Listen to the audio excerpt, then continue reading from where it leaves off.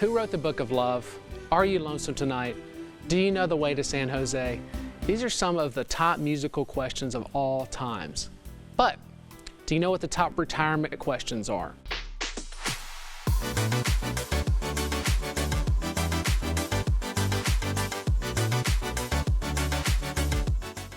Hi, I'm Wes Wood, the Income Guy, and I'm founder and president of Wood Financial Group. And for nearly 20 years, I specialize in helping hardworking Tennesseans just like you reach their retirement goals through income-based financial strategies. So, if you're looking for the right solutions to achieve your own financial goals, I can help. Just reach out to me at retiretv.com or by calling 615-826-5749 during today's show or at any time. So everybody's got them, questions upon questions. We've got millions of them. We also know that to get good answers, you need the right source. And when it comes to questions about retirement, in my experience, the right source is a financial advisor who specializes in retirement income. And hey, luckily for you, you found one. And even better, today I'm going to answer the top 5 questions from pre-retirees. I'll cover all the classics. For instance, how much savings do you need to have when you retire? When should you start taking Social Security? How about, do I have enough money to pay for healthcare costs as I age? And what's the biggest financial mistake that I can make? And finally, how should I invest after I retire? And as always, joining us again this week is David Scranton. David is an investing for income specialist with over 30 years of experience. He's also a best-selling author and a television host. But before we get to Dave, let's tackle those first 2 questions. Number 1, how much savings do you need, and when should you start taking Social Security benefits? So, how much money do you need to retire? This is by far the most common question people ask when it comes to retirement. In fact, recently, I did a whole show about it. It's an important question, all right, but it's also a bit dangerous. The danger is that what it does is it oversimplifies the whole idea of retirement. It gives you the impression that your goal should be to build up this huge pile of money, a pile so big that you'll never run out. But that's really not how it works. Of course, you could Google this question and get a bunch of answers like, you need $1 million, you need $1.5 million, maybe $2 million. And those might be the answers for some people, but not necessarily for you. The problem is that you're getting too hung up on the lump sum, and it can demotivate you, perhaps where you don't think you won't have enough to ever retire. Or if you have plenty, it could make you complacent. And naturally, we all know it's important to save as much as we possibly can for retirement. But the only way to really know the answer that's right for you is to identify your retirement goals. And once you identify your retirement goals and start a process that makes the question specific to your situation and for your retirement. And from there, you can work with an income specialist to design a plan that's going to be geared directly towards those goals. Then you'll be able to answer the more important question, like, do I have the right strategy for retirement? An important part of that strategy is your Social Security as well. And that's why another common question from pre-retirees is, when should I start taking my Social Security benefits? But again, there's no right answer for everybody. But there are specific steps that you can make to make sure that you get the answer that's right for you. As you probably already know, you can claim benefits anywhere between the age of 62 and 70 years old. And you know, the longer you wait, the more money you'll get from Social Security on a monthly basis. But you can get a better idea about the difference by using your retirement age calculator by going to ssa.gov. And where that's a great first step to take, but you need to keep in mind that the decision of when to start taking benefits is never as easy or as obvious as it seems. It depends on a lot of different factors unique to your situation. And some of these factors can include like your marital status or your retirement timeline or other sources of income. And okay, everybody say it with me. That's right, your retirement goals. And I'm going to talk more about that with David Scranton in just a moment. But right now, you can download your complimentary custom Social Security report and learn more by visiting retiretv.com or by calling my office directly at 615-826-5749. 5749. But right now, let's welcome David Scranton. He's the founder of Sound Income Strategies and the Retirement Income Store. Hey, David, thanks for joining me today. Of course, Wes, and you said it perfectly. You recently did an entire show on this question about how much money do I need to retire? And yes, I agree, it can be misleading because it's more about how much income you're able to get from that lump sum. But still, at the end of the day, people need a target to shoot for if they're saving and accumulating for retirement, right? So how do you reconcile those two? Yeah, absolutely. Oftentimes people think that they just need this big pile of money, but as I mentioned earlier, a lot of people see that and they think, oh, well, I'm never going to hit that, so they become to the point where they get frustrated and they don't save enough for retirement. Or some people have, a big pile of money and they become complacent and stop saving as much money as they possibly should. But the first step, instead of just looking at a lump sum total, is to determine how much income you're going to need.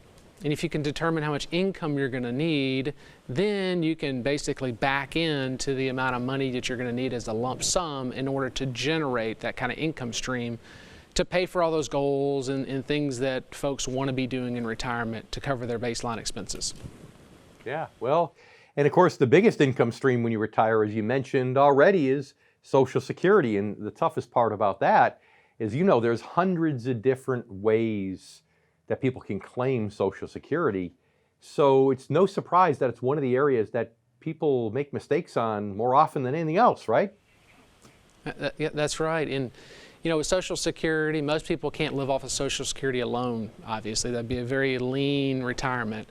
But a lot of people just fall into taking Social Security the wrong way. But the difference between the first option and perhaps the second option for you could be hundreds and thousands of dollars in lifetime benefits.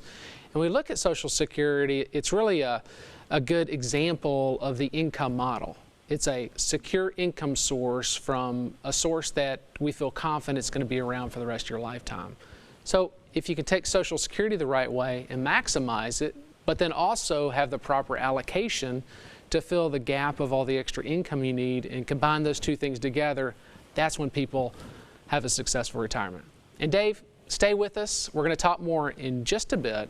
But coming up after the break, I'm going to cover two more common questions from pre-retirees.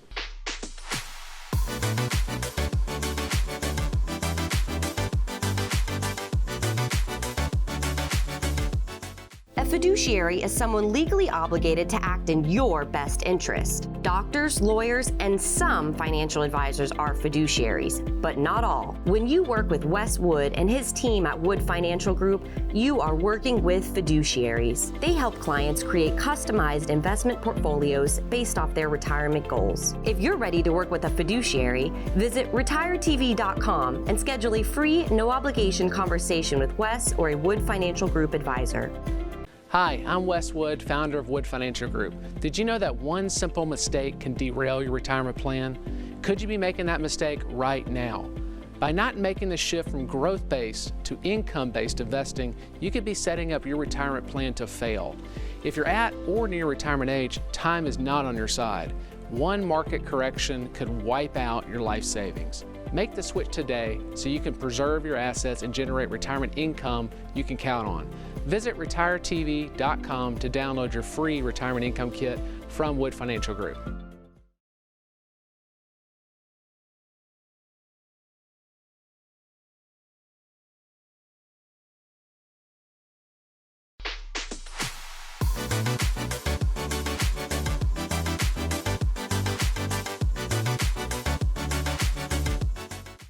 Welcome back. I'm Wes Wood, the Income Guy. Hey, thanks for joining me today as we answer the 5 common questions that pre-retirees have. So far, we've covered how much do you need to retire?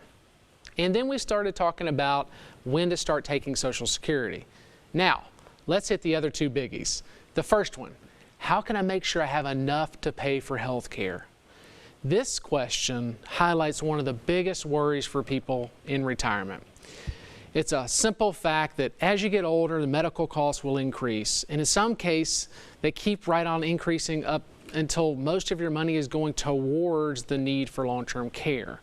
And adding into this worry is the fact that healthcare inflation rises at a much faster and steeper rate than the general rate of inflation. jumping at 5% annually compared to the 2.2% from GDP. And all this happens at the same time that your insurance premiums are increasing. Now, Medicare can help when it kicks in at 65, or maybe you're lucky enough to have a pension that includes health benefits. But those are really rare and going out of style. So, what's the answer? How can you feel confident that you're prepared for all this? Well, the best way is to make sure you have a financial strategy that anticipates all these challenges and tackles them head on. And in my experience, that's an investment strategy geared towards income, not growth and capital gains. That's the right way to do it. If a major medical expense hits you and you're still investing for growth, you really run the risk of learning the answer to the next common question that pre-retirees have, which is, what's the biggest financial mistake that I could make in retirement? And the answer to that question is spending down your principal. As I've always said, spending down any principal during retirement is a slippery slope. And that's truer now than ever when you consider today's life expectancy rates. Matter of fact, in most cases, you need to prepare for up to 30 years of reliable income. And that makes spending your principal a bit like paying off a 30-year mortgage, but in reverse. And I'm going to talk with Dave in just a second about that and how that works. So, how do you avoid this mistake? Well, in the end, it all boils down to having the right asset allocation specifically designed to minimize your risk of spending down your principal. And I'm going to talk about that more in just a moment. But right now, visit retiretv.com or call 615-826-5749 to get your free retirement income kit, which also includes my timely report, 7 Risks to Your Retirement. Call right now. But let's do this. Let's welcome back income specialist David Scranton. Hey, Dave, welcome back. Well, great to be here still. And you know, it's so funny because you're right, but I think we need to clarify, because when you talk about medical expenses and the risk that runs really into your portfolio, is that people think it's about esoteric treatments. Like, I have some illness where I need to go to a special clinic and maybe my insurance doesn't cover it. Or they think about maybe expenses that exceed, the reasonable and customary medical expenses. And whereas all that can play into it, yes, most of the time it's about full-time home health care. It's about convalescent facility care. It's about the things that none of us ever like to think could happen, but they do happen, right?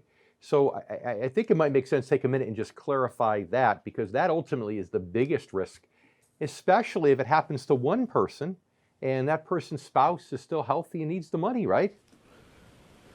Yeah, that's right. It's often forgotten about because, Medicare is there, but it's really after 100 days you're on your own. Yeah. So we need to prepare for it, especially long-term care, convalescence care, nursing home care in the future, because it is very expensive and it is likely to happen. Matter of fact, studies have shown that it's a 50-50 chance of happening.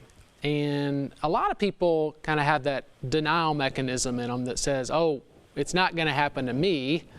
Well, odds are it could happen to you. And with the cost now being nearly $100,000 here in Middle Tennessee for full-time, around-the-clock healthcare costs, that's today. If we look at that potentially doubling in the next 10 to 12 years, now we're looking at $200,000 for that cost. So it's no wonder why so many retirees, when they get older in retirement, they're spending so much of their nest egg towards long-term care.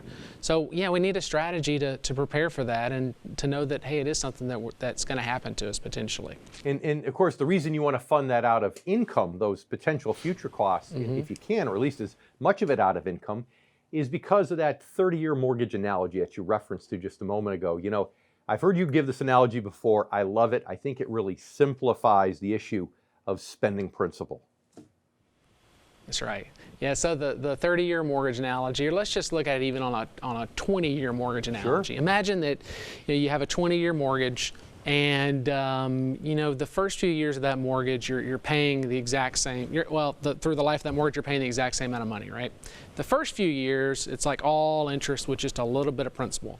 But towards the end of that mortgage, now you're making the exact same payment, but now it's all principal with a little bit of interest, and then the mortgage is paid off.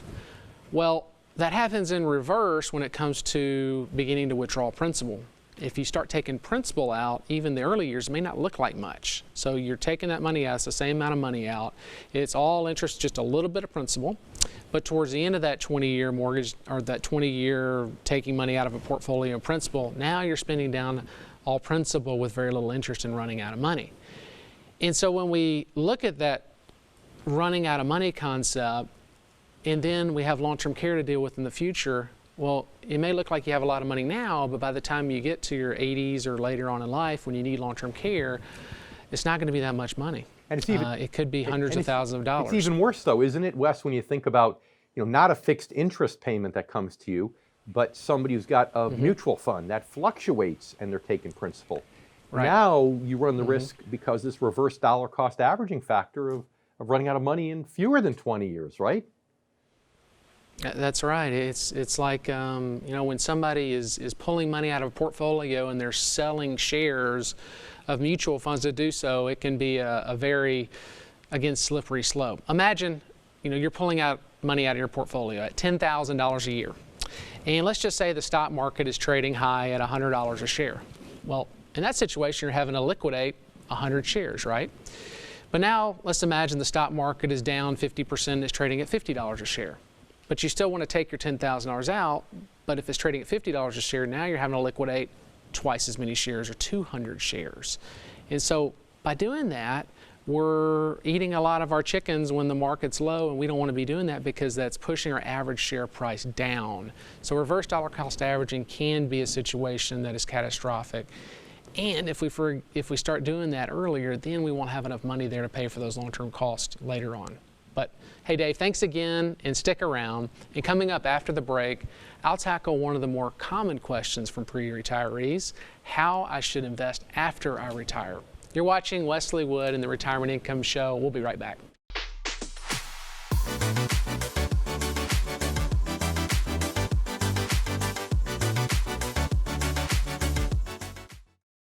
Retirement accounts like 401ks and IRAs are great tools to save for retirement. They offer tax advantages to help keep more money in your pocket. But withdrawing money from your accounts can have a huge impact on your tax liability. Take money from the right account at the right time and you could minimize it. But taking money from the wrong account at the wrong time could result in a big tax burden. If you're not sure what you should do with your 401k in retirement, visit retiretv.com to schedule a free, no-obligation conversation with Wes Wood and Wood Financial Group.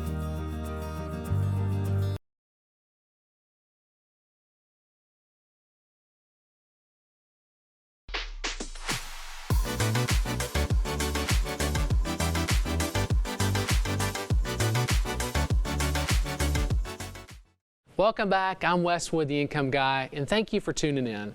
And today we're talking about the 5 common questions from pre-retirees. So far we've covered questions about your lump sum of your investments, Social Security benefits, health care costs, and one big mistake. But now, let's answer the question that really gets to the heart of all these issues. How should I invest after I retire? And the tricky word in this question is after I retire. It highlights a common misconception about retirement planning that I've talked about before. Let's say, for example, that you plan on retiring in 5 years. Now let's say you have a pretty good handle on all the other questions we've talked about today.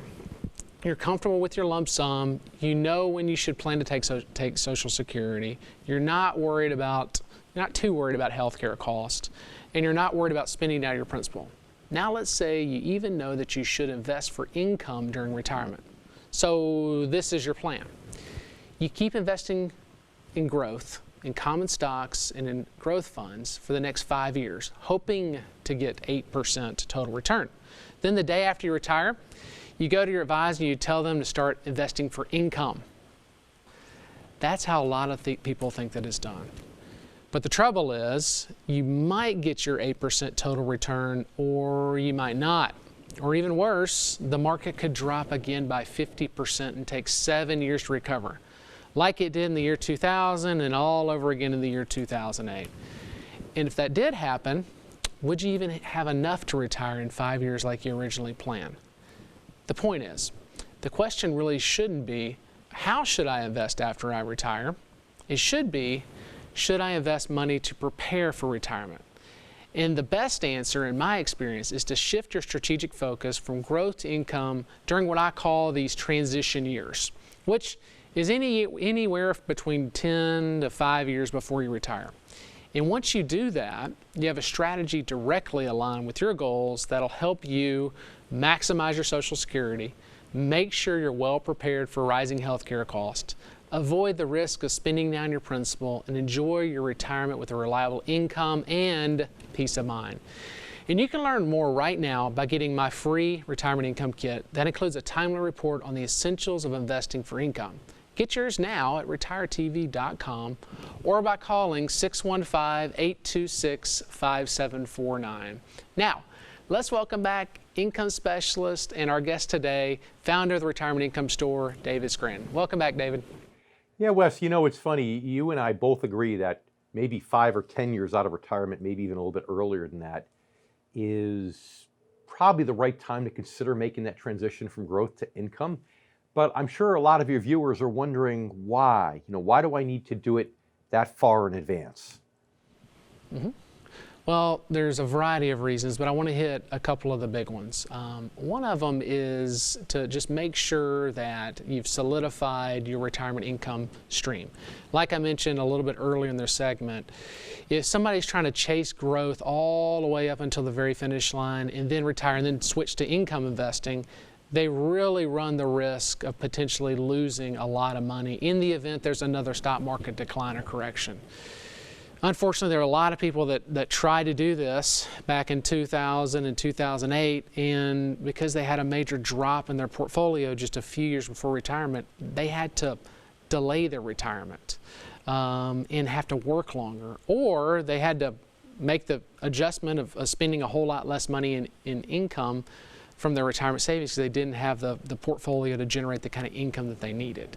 So it's really important to make that shift to not only to help preserve what you got, but also to get a good income and an interest in dividends. And as you're generating interest in dividends 5 to 10 years away from retirement, you can always reinvest those and get a great return on your money as well. Sure. So why do you think it is then that most people don't start 10 years out of retirement? Why is it that people push their luck and wait too long? I know for some, they just don't know, but for others, they know, but they still don't pull the trigger. Well, why do you think that might be? Well, the common misconception, and most people that I talk to believe if they shift from growth to income, they're sacrificing returns. And that's just simply not true. More risk does not necessarily mean more reward. By shifting from growth to income, now what we're able to do is we're not necessarily getting out of the stock market, we're just shifting more towards things that are dividend paying positions. And as they're generating interest in dividends, we can take those interest and dividends 5 to 10 years away from retirement and plow it back into the portfolio, scooping up more shares, generating more income for the future, and also organically getting a solid return out of the portfolio. So again, by going from the G to the I, doesn't mean that we're going to sacrifice returns. I get that question a lot. I get a lot of people think, well, Wes, I'm just not ready to get that conservative yet because I need to get a great return on my money. But again, we don't have to sacrifice those returns at all. And if you stay in the stock market, yeah, the dividends could buy more shares, but moreover, over time in a good, healthy stock market, the stock value should go up also. So not only is it true that you don't have to sacrifice growth to get income if you have the right risk tolerance to do so, but think about that dollar cost averaging thing. You know, you said a moment ago how dollar cost averaging, reverse dollar cost averaging is a bad thing because when somebody's pulling money out of the market, they're selling twice as many shares when the market's down. But as people get older and as their money grows, the new money they're putting in 401k contributions and the like really don't have as good of a inbound dollar cost averaging effect as perhaps they did when they were younger and they didn't have such a big balance. But now, let's say you're getting a 4% dividend on a stock portfolio, you know, on $1 million, that's 40 grand a year. That's going back in to buy more shares. So you're taking the negative of reverse dollar cost averaging, you're turning it into a positive of dollar cost averaging, right? Yeah. And the other cool thing, and you nailed it, because even if the market drops, well, if we're investing for income, that can actually, and this is going to sound weird, if you're years away from retirement, it may actually be a good thing, because you can take those dividends and buy more shares at a lesser cost, therefore scooping up more shares. And as I've had reviews over the years, looking at the income that portfolios are generating, the income column is actually increasing every year. It's like taking those rent checks from the rental property and just taking rent checks and buying more rental property. And so the income from the dividends, or in my rent analogy, is increasing every year. So we can almost gauge how much income a client's going to have by just looking at it on a spreadsheet over the next few years to see how much income we can make sure the client will have when they do retire 5 or 10 years from retirement. So it is really a great way to invest 5, 10 years away from retirement because of that. Right, for the person with the right risk tolerance level. That's right. That's right. Yeah, risk tolerance is something we always need to consider when we're investing anybody's money, for sure. But Dave, thank you again. And I'm Wes Wood, the income guy, and I want to thank you for watching. And if you have any questions about anything we've covered on today's show, please reach out to me at retiretv.com or by calling 615-826-5749. Hey, we'll see you again next week.